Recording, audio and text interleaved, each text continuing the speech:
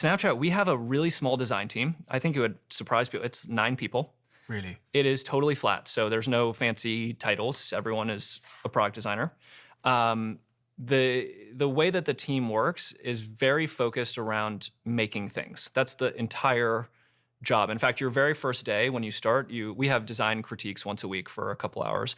Your very first day, you have to present something. So you have to make something and present it.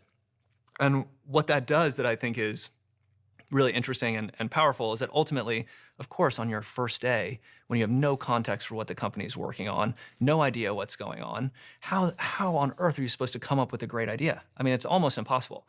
But you have to show an idea your first day. And so ultimately, on your very first day, your worst fear has come true. That we're sitting there all together and we're looking at an idea that's ultimately not that great. I mean, sometimes they're pretty good, but ultimately not that great.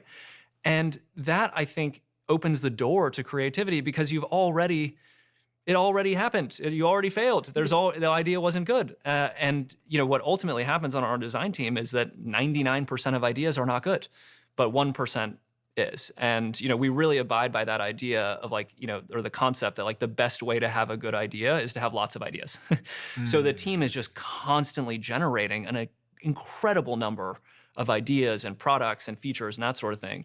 And ultimately, our job is to try to figure out what the great ones are, and then, most importantly, build a strong relationship between this little team that's coming up with all this stuff all the time and our much bigger engineering organization, our bigger product organization, who also have all sorts of amazing ideas and are also innovating in their own way, and build a flywheel between the two where we can ultimately make a lot of new products and then consistently make them better.